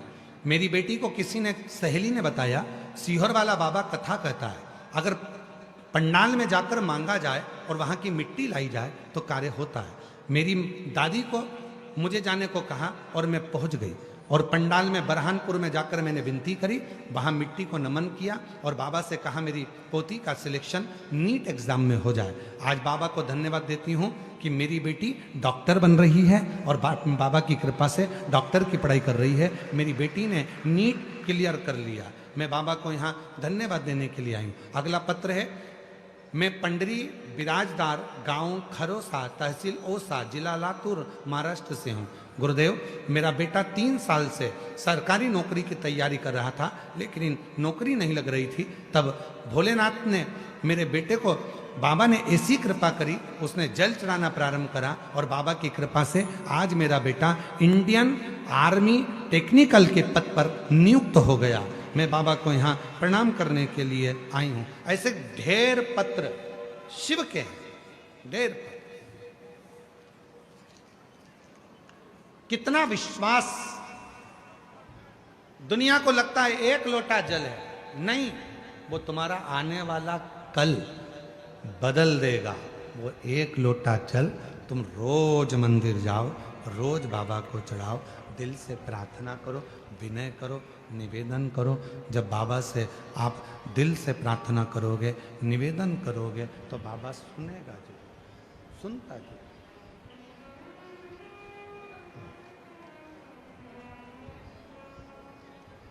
सुनेगा जरूर। मेरा तू ही तो हमदर्द है, जिसे हर दर्द कहता हूँ। मेरा तू ही तो हमदर्द है, जिसे हर दर्द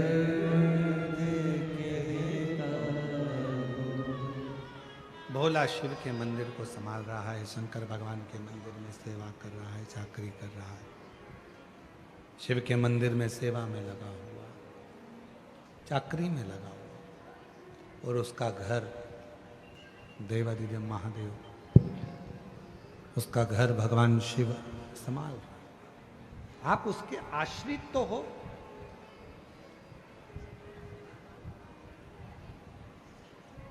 कहना सरल है, हम तो बाबा के भरोसे चलते हैं, पर विश्वास पक्का कर कर देखो, हम बाबा के भरोसे चलते हैं। दृढ़ी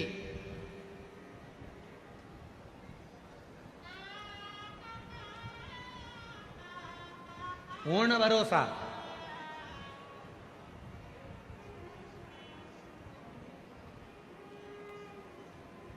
सीहोर वाले महाराज को सुनने के लिए नहीं आए हो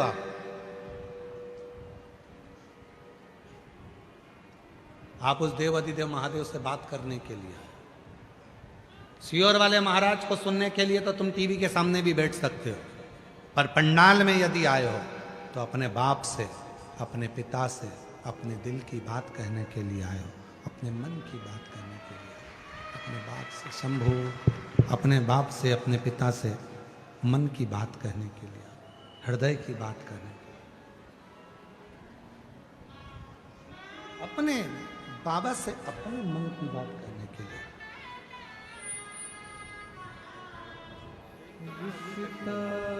तेरा मेरा सबसे।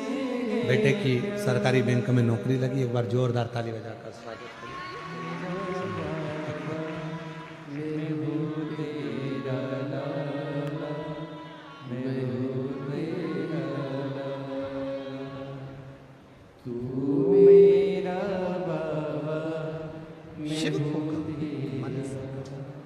जब हम दिल से बाबा को अपने मन का भाव करते हैं, प्रार्थना करते हैं, विनय करते हैं, निवेदन करते हैं, विनती करते हैं, तो बाबा उसको स्वीकार जरूर करता है, स्वीकार करता है।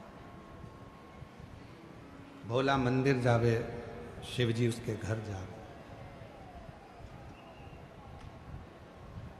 एक भिक्षुक का रूप रख लिया मेरे भोलेनाथ ने, और भिक्षुक का रूप रखकर मेरे भोले बाबा भोला के घर पर पहुंच गए। जिस थाली में भोजन लेकर आई थी बहन, उसी थाली को ऐसा कर दिया मेरे भोलेनाथ ने कि वो थाली खाली ही नहीं होती है और भंडार भरती चली जाती है। शिव उदार है।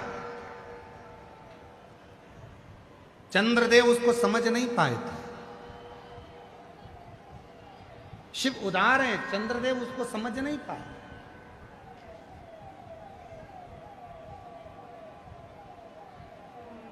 और केवल चंद्रदेव ने भगवान शिव का अपमान नहीं करा, शिव जी का अपमान करा चंद्रदेव ने, तो शिव ने स्वीकार कर लिया, कोई बात नहीं, अपमान हुआ है, कोई बात नहीं, कोई बात नहीं।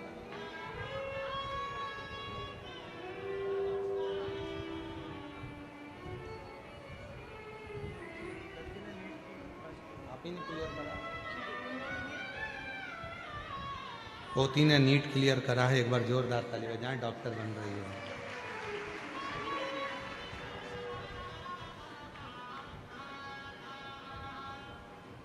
चंद्रदेव शिव जी का अपमान करे भरी सभा में, तो भगवान शंकर ने फिर भी स्वीकार किया, कोई बात नहीं है, अपमान किया है, कोई दिक्कत नहीं है, हो गया। पर एक समय ऐसा आया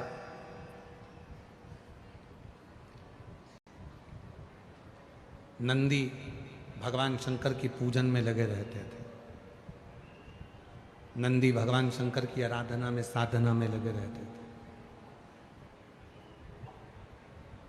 और चंद्रदेव उनको देखकर हंसते थे।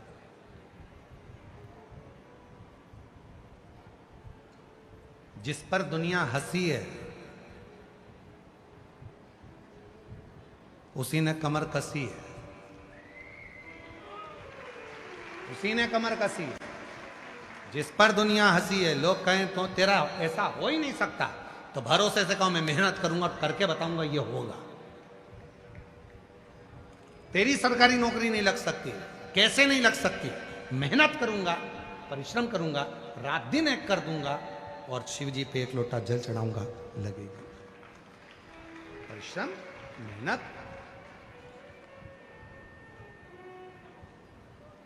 नंदी पर हंसते थे, खूब हंसते थे। नंदी पर हंसा करते चंद्रदेव। और चंद्रदेव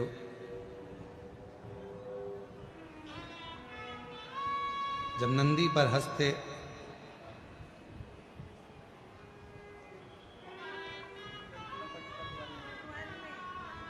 बेटी पटवारी बनी है, एक बार जोरदार ताली बजाकर स्वागत करिए।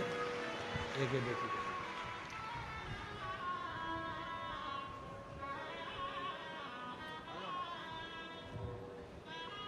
चंद्रदेव नंदी पर हंसते थे। नंदी भगवान शिव की साधना में, नंदी भगवान शंकर की आराधना में लगा। एक दिन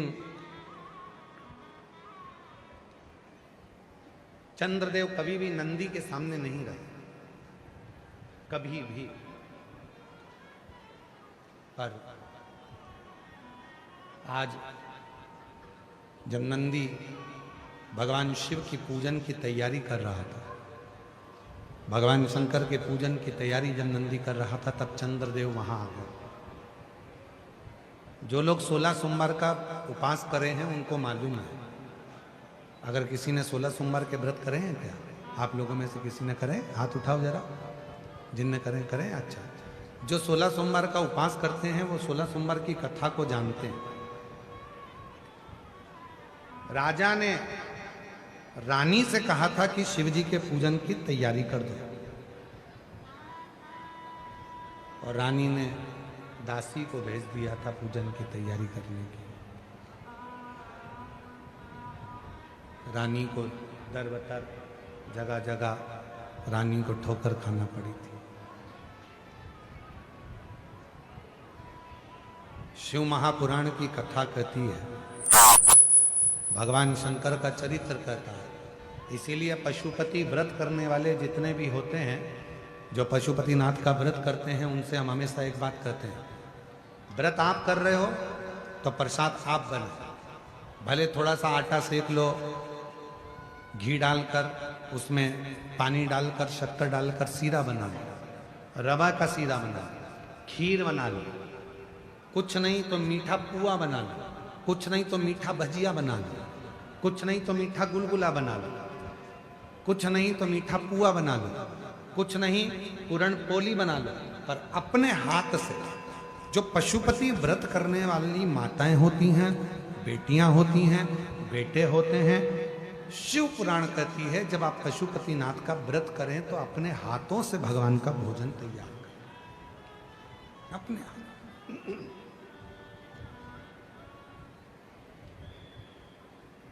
पूजा की थाली लगाएं, अपने हाथों से भोजन तैयार करें।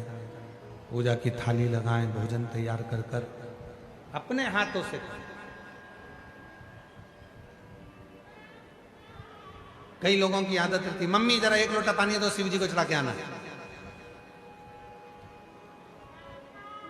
अब लगा के देते हैं, अरे लीला ला पानी ला कर दे, मैं शंकर जी के मंदिर जा रहा हूं। क्यों? खुद जाओ, एक लोटा जल लो, भरो और फिर चढ़ाओ। शिव स्वीकार करेंगे। स्वयं अपने को करना, स्वयं अपने। फिर वही वाली बात आ गई, खांसी अपने को चली है तो खांसना अपने को ही है, छींक अपने को आ रही है तो छींकना अपने को ही है, भूख अपने को लगी है तो भोजन भी अपने को ही करना है। उसी तरह यदि कष्ट अपने ऊपर है, तकलीफ अपने ऊपर है, दुख अपने ऊपर है, तो शिव के मंदिर भी एक लोटा जल भरकर अपने को जाना पड़ेगा, जल भी अपने को चढ़ाना पड़ेगा, स्वयं को। कोई दूसरा नहीं जाएगा। चंद्रदेव जब नंदी शिवजी के पूजन की तैयारी कर रहे थे नंदी, और इतने में चंद्र का आगमन हुआ, और चंद्र का आगमन हुआ, सेना शंभु बोले ना, बोले शंभु, जब चंद्र का आगमन हुआ, और चंद्रदेव का जब आगमन होता है, चंद्रदेव जब आए, नंदी पूजन की थाली लगा रहा था, पूजन की तैयारी कर रहा, चंद्रदेव का आगमन हो गया।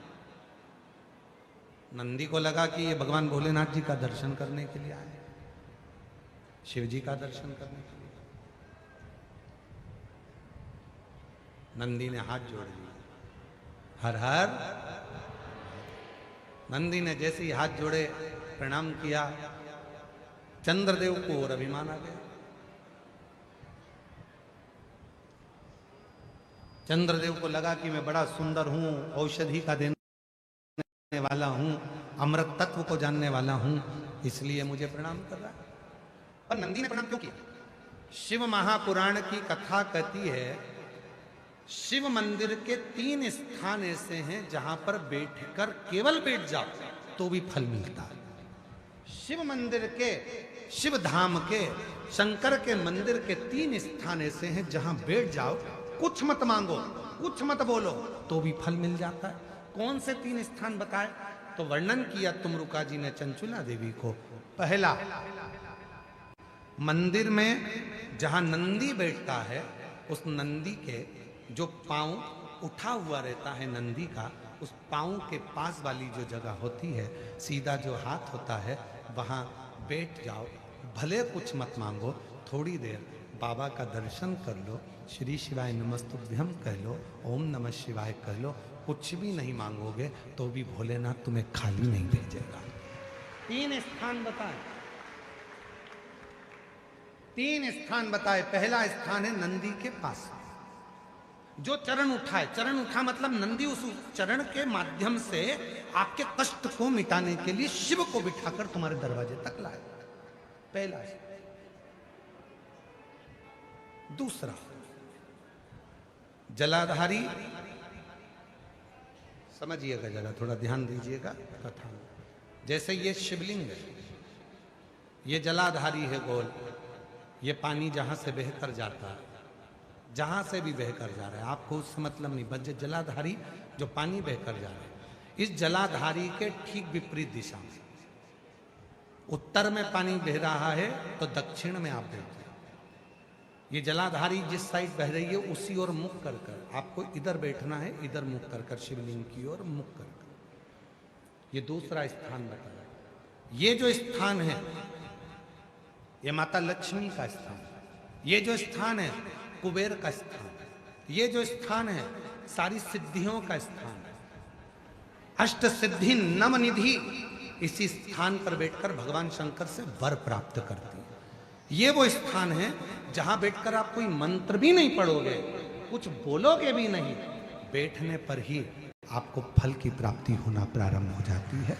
ये दूसरा स्थान स्वयं तुमरुका जी ने चंचुला देवी को कहा, ये 2 स्थान। और शिव मंदिर का तीसरा स्थान, भगवान शंकर के मंदिर का तृतीय स्थान कहा गया।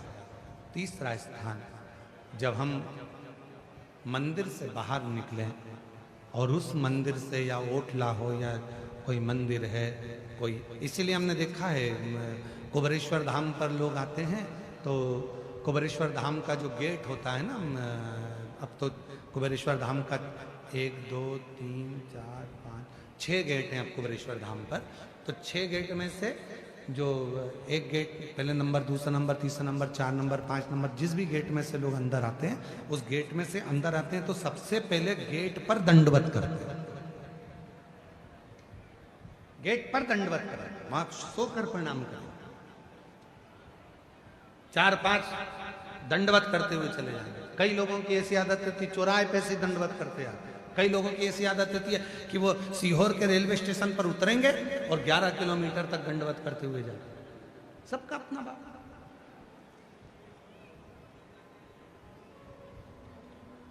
और हम आप लोगों को सुनकर खुशी होगी कि कुबेरेश्वर धाम के प्रांगण में, कुबेरेश्वर धाम के प्रांगण में 4 नंबर और 5 नंबर गेट से आप कुबेरेश्वर धाम के मंदिर के अंदर ही अपनी गाड़ी खड़ी कर सकते हैं निःशुल्क। पार्किंग का कोई पैसा आपको देना नहीं, मंदिर के अंदर ही गाड़ी जाती है। बस आपको 4 नंबर 5 नंबर गेट पे पहुंचना है और वहां से मंदिर को अंदर गाड़ी को प्रवेश करो।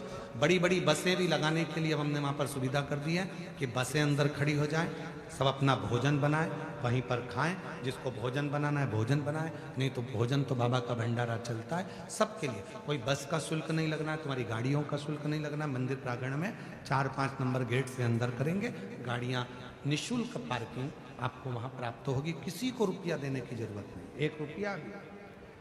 आराम से आप लोग वहां गाड़ी खड़ी करें, रुद्राक्ष लें, खाओ पियो, बाबा के घर आयो, अपने पिता के घर आयो, भजन। कोई नहीं।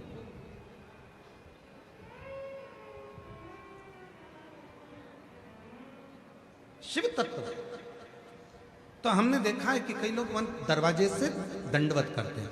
तीसरा स्थान तुमरुका जी चंचुला देवी को बता रहे हैं कि तीसरा स्थान ऐसा है भगवान शंकर के मंदिर का द्वार।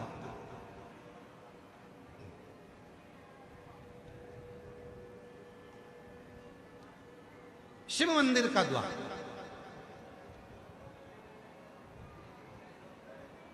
और जो भगवान शंकर के मंदिर के द्वार के बाहर, द्वार से जैसे दरवाजा, दरवाजे से थोड़ा सा बाहर निकलकर यदि आप शिव मंदिर की ओर मुख कर कर आप 2 क्षण के लिए भी बैठते हैं, कोई मंत्र नहीं बोलते, कोई साधना नहीं करते, कोई व्रत नहीं करते, तो भी शिव आपको उसका फल देता जरूर है। 3 कौन कौन सी 3 जगह हैं जम के बोलेंगे सभी। पहले नंबर का नंदी का जहां चरण उठा है उसके पास, दूसरे नंबर का जहां जलाधारी पानी बहकर जाता है उसके ठीक विपरीत की ओर जलाधारी की ओर, और तीसरा स्थान शिव के द्वार।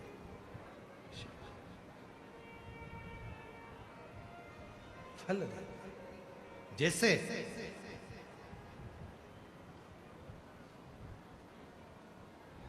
एक नारी के गर्भ में अगर कोई गांठ पड़ जाती है, चेस्ट में गांठ आ जाती है, कोई पुरुष कोई नारी को अगर शरीर में कहीं पर भी गठान हो जाती है, कहीं पर भी गांठ पड़ गई, डॉक्टर को दिखाने जा रहे हो और मन में भ्रम उत्पन्न हो रहा है कोई बीमारी ना लग गई हो, शरीर में कहीं पर भी गांठ हो जाए, कहीं पर आप प्रयास करो। शिव मंदिर के जब पूर्णिमा का दिन हो, प्रदोष का दिन हो, सोमवार की अष्टमी का दिन हो, सोमवार का दिन हो, चंद्रमा की रोशनी जब शिखर पर पड़ रही है और उस शिखर की छाया जहां पड़ रही है उसी जगह पर बैठकर एक बेलपत्र शिव पर चढ़ी हुई चबा चबा कर रात्रि के समय उसको खाना प्रारंभ कर दो। 3 या 4 प्रदोष, 3 या 4 सोमवार, 3 या 4 पूर्णिमा आप करोगे, शरीर की गांठ धीरे धीरे गलना प्रारंभ हो जाएगी और शरीर में गांठ नहीं होगी, वो रोशनी। और इसका प्रताप यहां वर्णन किया गया है। देखिए शिव महापुराण की कथा में स्वयं नंदी जब भगवान शंकर के पूजन की तैयारी कर रहे थे और चंद्रदेव का आगमन हुआ, चंद्र को प्रणाम किया, चंद्रदेव के अंदर अभिमान आ गया कि मुझे प्रणाम कर रहा है, नमन कर रहा है। किसी किसी को लगता है प्रणाम करो तो उसको लगता है कि मुझे प्रणाम करना है, मुझे जगह दी गई है, मुझे स्थान दिया गया है। ना, प्रणाम किया बड़े के नाते, सम्मान के नाते। चंद्रदेव ने पूजा की थाली को देखा और देखकर पूजा की थाली को चंद्रदेव ध्यान नहीं दिए और चंद्रदेव नंदी को कुछ अपशब्द कहने लगे। अपशब्द कहते हैं तो नंदी का दिल रोता है भीतर से, शिव भक्त का हृदय यदि रोता है तो उसका दंड व्यक्ति को भोगना ही पड़ता है। अब चंद्रदेव नंदी को अपशब्द कहकर चले गए, पूजा की थाली को लांग कर चले गए। अब चंद्र की स्थिति जो गई, चंद्रदेव अपने ससुराल में गए और दक्ष प्रजापति ने चंद्र को काया का रोग दे दिया। काया का रोग, शरीर में एक ऐसा रोग लग गया काया का कि वो छूटता नहीं, छूटता।